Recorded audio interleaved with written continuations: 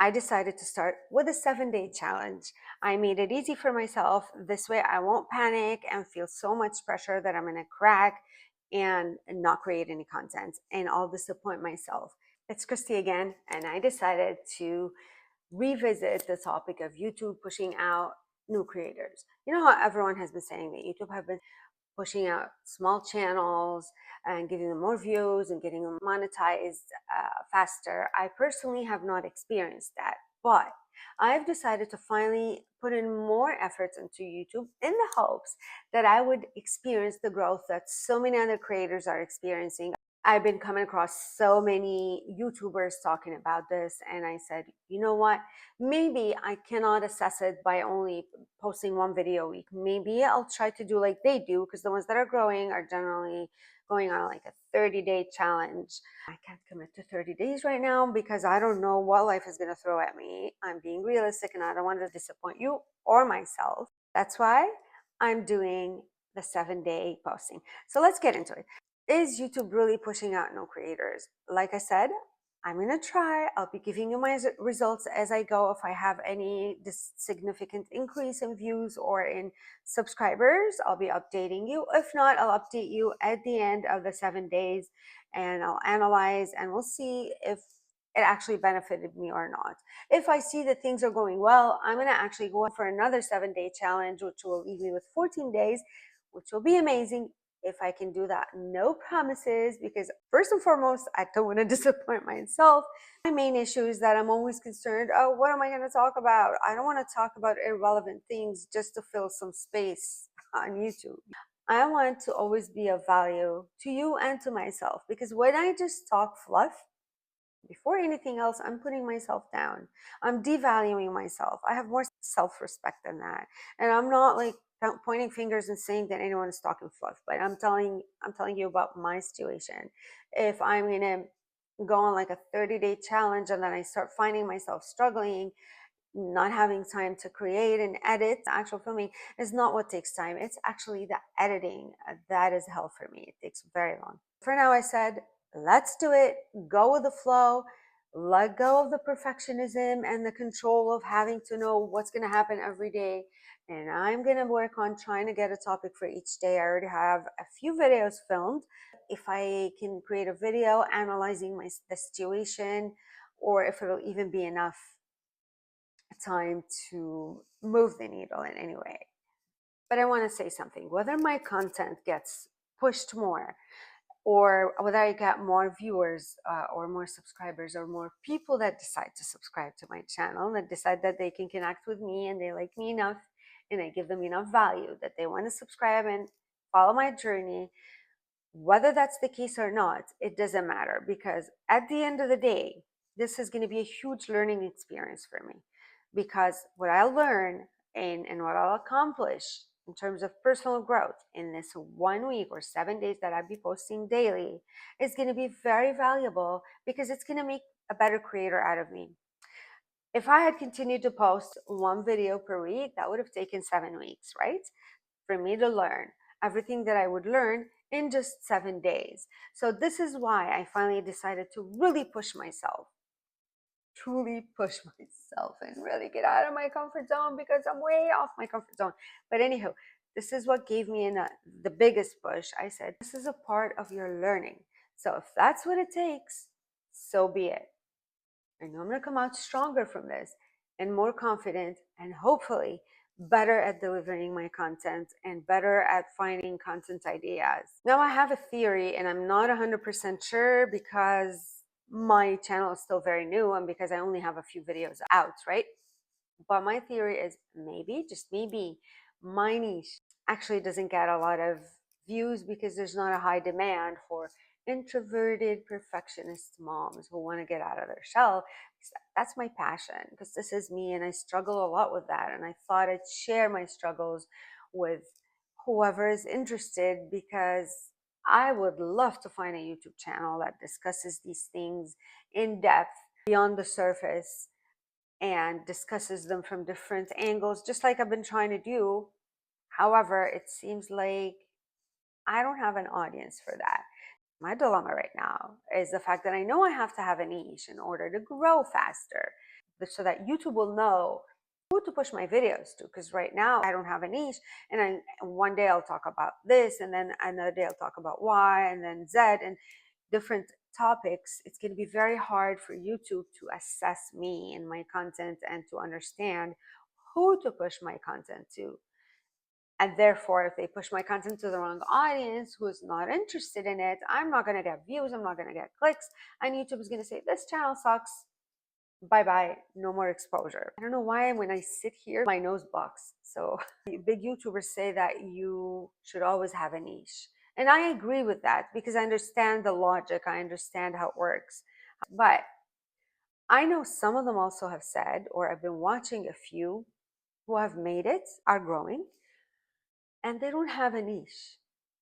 So I don't know how they did it. I don't know if it was the daily posting or if they just got lucky, because I'm sure there are tons more people who have no niche and are struggling to get views. So that's why I'm petrified of not having a niche. But at the same time, I want to be discussing something that I know about a lot and that I'm passionate about, which is being a mom, like I said, who's an introvert. I never get time for myself. It's rare. And when I do, I'm working. I also have a part-time job that I do from home. So when my daughter goes away for a few hours to my parents, I want to use every single minute of that to create YouTube videos at this point. This is my expertise. I'm a mom. I have a degree in nutrition, but I don't wish to talk about that because although it's my passion, healthy living is my passion physically, but also mentally. But I know like there are tons and tons and tons of channels about this. I don't think we need more of this content. So this leaves me with a dilemma of, if I'm not talking about my current niche, then what am I going to talk about? Just being a mother, a stay-at-home mom, a homeschooling stay-at-home mom? I don't know. I don't think that has a big audience neither, because it's not necessarily the best. There's only so much I can say about that. We don't do anything extraordinary when it comes to homeschooling.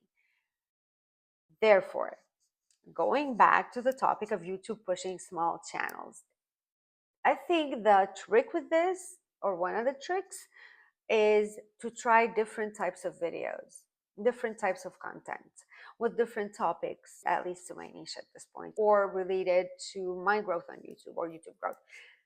And I'm going to see, like they say, you try different topics and see what sticks, see what you like. And then so that I can give you more of that. Because ultimately, I'm not just creating videos to have videos out there on the internet, on YouTube, somewhere hiding underneath all the pile of all the videos that are out there. I do want to reach you. I want to reach as many of you as possible so that I can connect with you and you can connect with me and build my community that I really want to build. This is my number one goal right now, build a community of like-minded people. I also have a background of making money online. I spent the past year and a half trying different things to make money online. I have tried Amazon KDP, tried a faceless YouTube channel. My first couple of videos were faceless. Didn't even want to learn how to edit or how YouTube works. I was trying to outsource everything. As a stay-at-home mom, although I do have a part-time job that I do from home, but it doesn't bring in much income. So I want more income. I want to contribute financially more, especially in these days where everything is so crazy expensive. My country has become one of the most expensive in the world. We all have needs, we all have wants, we all have necessities. That's why I was looking for ways to make money online. Like I said, I started with Amazon KDP because apparently it was so lucrative, it was so good. And now 10-year-old daughter, at the time she was 8-ish, she learned how to work on Canva. Not because I asked her, because she saw me do it and she was really interested in it. And she's like, can I learn it? Sure, learn it. She learned it all by herself. I put out a couple of coloring books, workbooks for children. But you know what? I never advertised. I never did social media. I just depended on the Amazon algorithm to sell it, push it out. And I never sold a piece, just a couple of them for family. So I realized that I'm not into it though, neither, because it takes a lot of work. And it's one thing when you do a lot of work and you learn as you go along. And I was learning, but to me, It was hard because I have no graphic design experience. So I never understood if what is it in my books? Are my books not being pushed out because I'm totally no creator? And I was hearing that Amazon KDP has been super, super oversaturated for the past few years. Is it because of that? Is it because my books are just not good? I thought they were great. I put in a lot of hours on them. I would work for 2, 3 weeks on a book, if not more, before publishing it. Is it because I wasn't doing my own graphics? I'm not a graphic designer. I'm not an artist. Long story short, it's hard to assess whether it's you're not getting success just because you're new or because your content needs tons of modification and you have no idea what to modify or how. It was starting to really weigh me down and stress me. Moved on from that. After Amazon KDP, I meddled a little bit with POD, prints on demand, because again, everyone was saying how awesome it is, how lucrative, how easy it is to make money with prints on demand. No, I didn't like that neither because again, I'm not a graphic designer, I'm not an artist, and I don't like to just copy people. So found it hard to always come up with original designs. And if you just do typical all over the place designs, you're not going to get anywhere because the competition is super fierce. You have to go on Etsy or whatever other platforms where you're always going to pay for every purchase you pay them, you give them a cut, right? And then you have to pay for shipping if you want to compete with the big stores out there, because a lot of them offer free shipping. And then you have to put up with customer service. What if the customer doesn't like your products, returns? You're losing money and time. Whew. So I decided to move on from that. And then I started with YouTube faceless channels because YouTube has always been my love, but I was always too scared to, put my face out there. After YouTube faceless channel, because that was a total headache, like I said, a topic for another video, I said, that's never going to work the way it is. I then discovered affiliate marketing and I started joining affiliate marketing Facebook groups. I see this crazy results, people making crazy money. I fell for it. I purchased, I've actually discussed this a little bit in one of my previous videos, how they lie when they sell you courses. The person I purchased from, he lied to me. He said he was going to mentor me until I hit $10,000. Yeah. He ghosted me 2 days after I purchased the course. So much for that. I'm not about name dropping. I'm just talking about my experience so that you can understand what's out there. I was so naive, and I'm sure as so many of you, if you're just starting to look for ways to make money online, you want to believe those people that tell you, I make thousands, I made $1,000 today, I made $10,000 this week, or $40,000 this month, or even 2,000. It's not half as easy as they make it out to be. These people are oftentimes experienced marketers, or have been in the online space, whether in e-commerce, commerce, or whatever. They've been on the online space for years, or they paid the big bucks to some good coach or mentor before they got to where they are making all that money. This video is not necessarily about ways to make money online. It's just a part of my 7-day content creation. I'm challenging myself to do. So I have to find topics. And I thought it'd be a good topic right now to discuss my journey that brought me briefly here. So after I purchased my first affiliate marketing course, I never made one sale of it because it just didn't feel right. And I was total newbie. I did learn a lot, and it allowed me to meet a bunch of ladies online who are also stay-at-home moms and from all different countries, and we formed like a small group, but we're still in touch. I learned a lot from those ladies, and I'm very happy that I made some virtual friends, like-minded women who are in similar situations and looking for similar things to make money online to help provide for their family. After affiliate marketing, the initial course, I bought a few others, lower ticket courses. Again, I didn't like it, never felt right. And then I went into digital marketing where I was doing the master visa rights. I purchased a few courses there too, and those taught me a lot as well. I'm not going to deny that. But again, listen, when you're dealing with other people's digital products, courses, it's not the same because it's not you. And I have nothing against that. And I still have those courses, but it's not the same as having your own program or your own course, because that's you. You put in it everything that you are. You put in it your own experiences. You are not just selling someone else's experience or someone else's knowledge that you might not even understand 100%, right? Because when it's someone else's product, someone else did it based on their own experience, based on their own work life or in their online journey, right? In December of 2024, 2023, I'm sorry, I felt like I was burnt out because keeping up with Instagram, TikTok, I had given up on TikTok by then. TikTok never clicked for me. I had been fed up with Instagram because all the posting used to do daily, the stories, I was never good with stories. I felt like it's not working. And what's the point of continuing to do something over and over again for months and months and months, and you're not advancing, you're not improving, you're not getting any closer to your goal? Now, I'm glad I did that because I learned a lot, because it helped me get over my fear of being on camera. And I believe that everything that I did prepared me to this moment, prepared me to start YouTube. Because if I had not gone through posting on Instagram and a little bit on TikTok, I would have never gone over my fear of camera. I would have never been here today.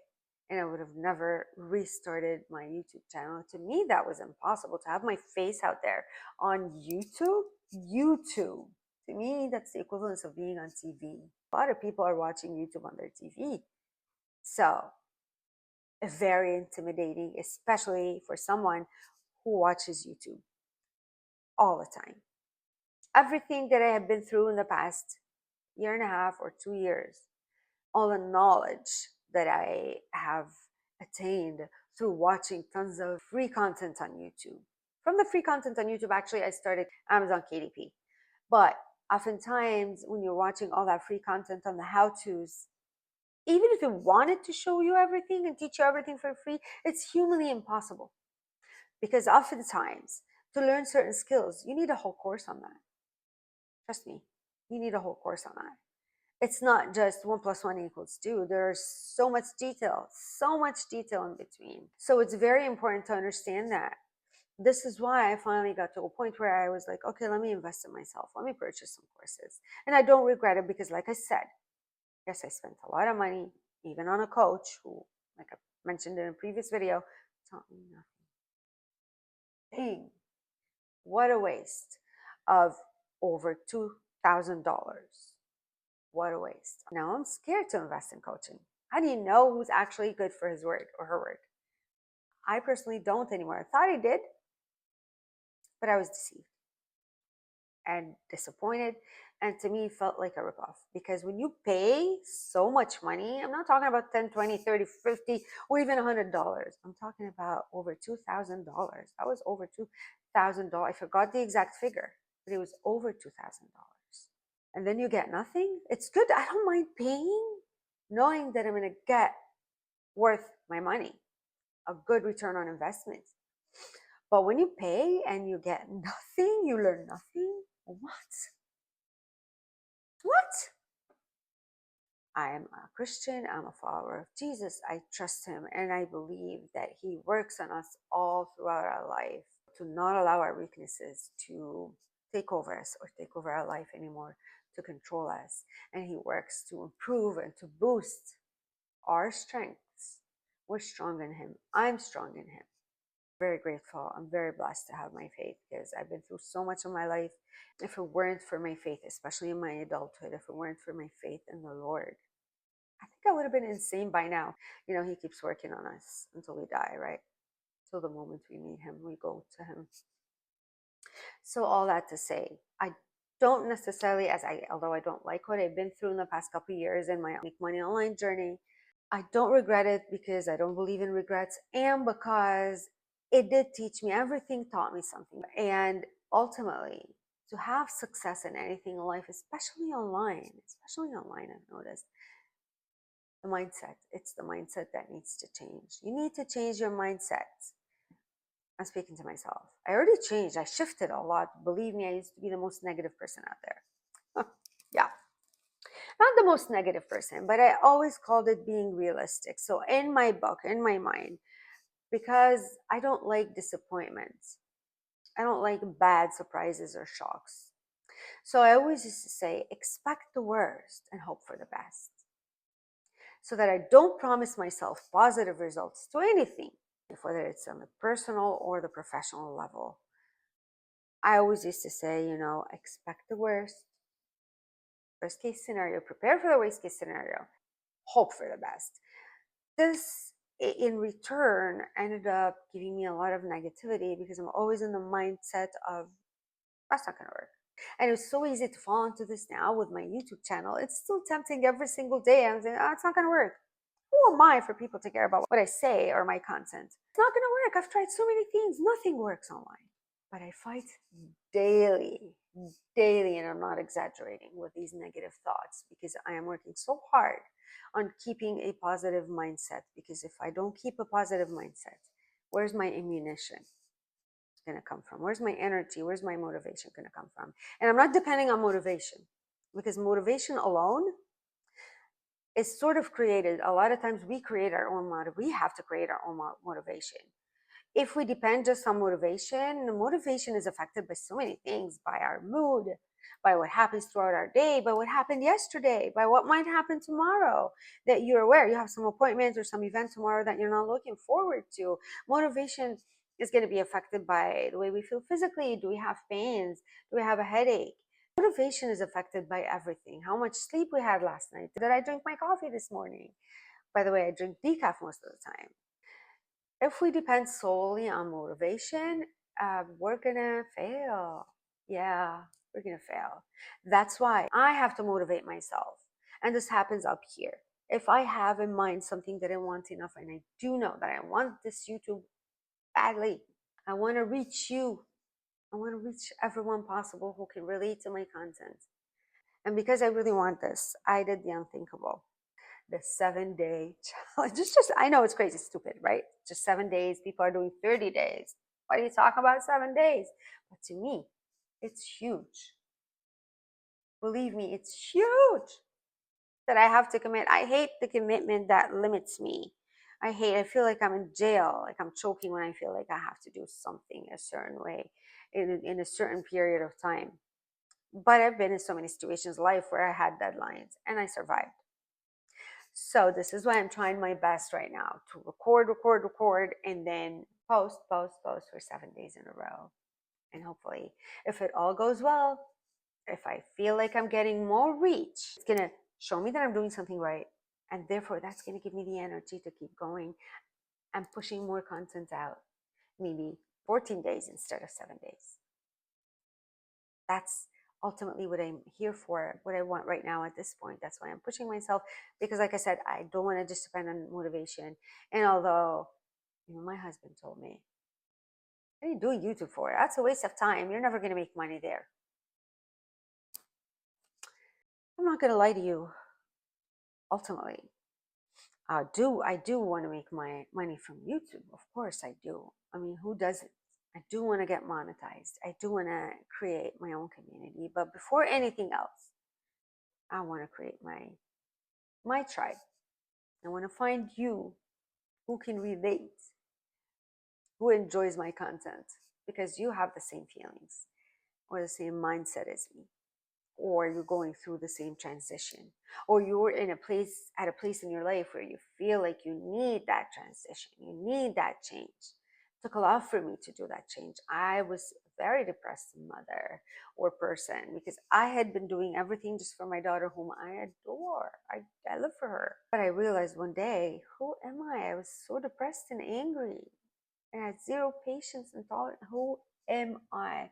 I need to rediscover myself or reinvent myself. And that's, how so is the need for money, but also the need here and in here emotionally and mentally, because I'm a person who also thrives on learning. I love learning new things. Knowledge is power to me. But if you don't use that knowledge, if you don't apply that knowledge, then it's a bit wasted, right? So if you learn skill upon skill upon skill, but you never try to use those skills to make money for yourself or apply them in your business, if you already have a business, then what's the point of learning all those skills? It's just a waste of time, right? And for me, I don't know about you, but for me, That's when I learned the most. I learned by applying. I had been researching YouTube for years. So you research, and then after that, it gets you when you've done tons of research over a long period of time, you realize that there's nothing new under the sun anymore. Every YouTube guru or creator who's discussing tips or things to do and not to do for YouTube, they're all saying the same things. Sometimes you'll hear something new. At this point, I don't hear anything new anymore, honestly. But there are things that are applicable right now that might not be applicable in a year from now. But in general, I'm not hearing any new things anymore because I've consumed so much about this topic. It's just, of course, every creator will have their own way of delivering the message, and we all have certain people or certain ways that will get to us emotionally or even mentally that we can relate to or that we can understand depending on the way the message is delivered, right? So I believe we all have our person or our people out there that we can relate to, that we can understand the way that they break things down. I hope I'm that person for you. I don't know how long I've been yapping. It's not about the length of the video. It's more about having things to say that are going to be of value to you.